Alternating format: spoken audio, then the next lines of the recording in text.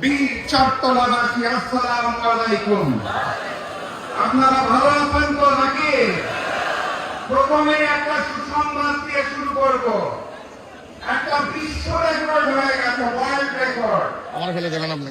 পৃথিবীর ইতিহাসে কোন সরকার এত কম সময়ের মধ্যে এত অজনপ্রিয় এবং এত মাত্রায় ঘৃণিত হয় না। বিশ্ব রেকর্ড হয়ে গেছে। আজকে আমার বক্তব্যের সময় নির্ধারণ করা হয়েছে 5 মিনিট। এই 5 মিনিটে এই ঘৃণিত সরকারের কোন বিষয় নিয়ে বলবো আমি বুঝে উঠতে পারছি না।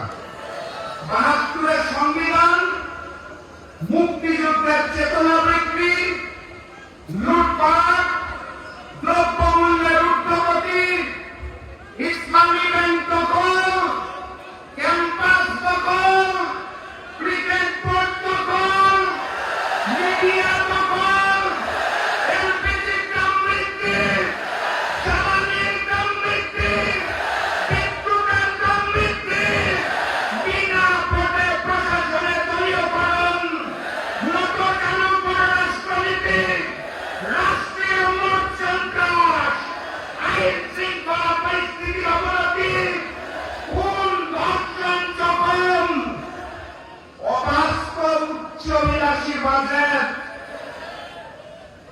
তাদের মুনাফিকি বেঈমানি, নাকি বাংলাদেশ জামাত ইসলামীকে নিয়ে অপপ্রচার।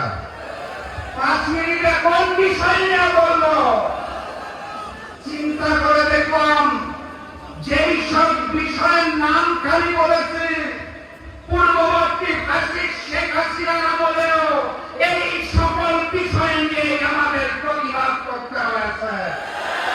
অতএব সেই পূর্ববর্তী জালেম আওয়ামী লীগের জায়গা নতুন জালেম বিএনপি নিয়ে নিয়েছে। কোন পার্থক্য আছে? পার্থক্য দেখা যায়? একটা পার্থক্য আছে। আওয়ামী লীগের ছিল বঙ্গবন্ধু, বিএনপি রয়েছে কার্ড বন্ধু। তারা কথায় কথায় খালি কার্ডের ঘোষণা দেয়। মনে রাখবেন, ওই বঙ্গবন্ধুর বাকশাল টিকে নাই, কার্ড বন্ধুর টাকশালও টিকবে না ইনশাআল্লাহ।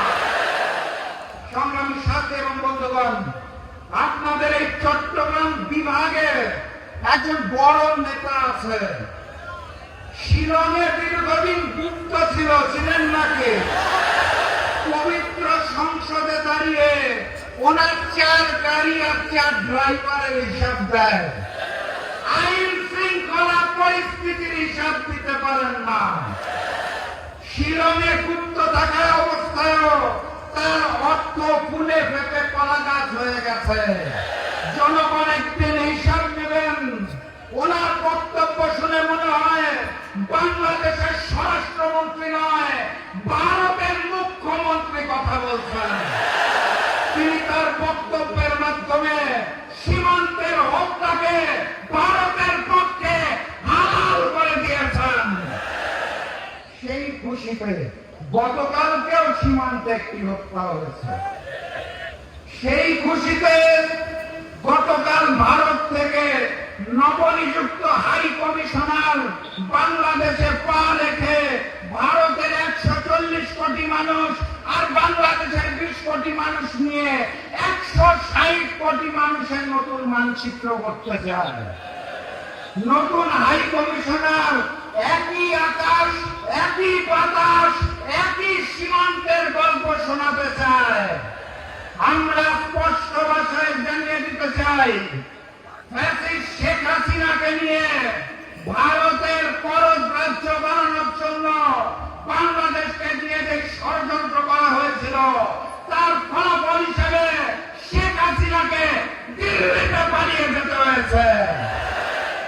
নতুন জালেমকে নিয়ে সেই এক আকাশ, এক বাতাস, এক সীমান্ত স্বপ্ন দেখছেন, তারা ফ্যাসিস্ট শেখ হাসিনার মতো দিল্লিতে না পারলেও শিলং আর লন্ডনে পালিয়ে যাবে। ভারতীয় আধিপত্যবাদের সামনে মাথা নত হবে না। গণভোটের জনরায়ের আলোকে এই জুলাই সনদ বাস্তবায়ন হতে হবে। আমার জন্য প্রস্তুত। নারায়ণ তাকবীর! নারায়ণ তাকবীর! নারায়ণ তাকবীর! দেখা হবে বিজয়ের পথে যাত্রা শুরু, জীবন অথবা মৃত্যু। আসসালামু আলাইকুম।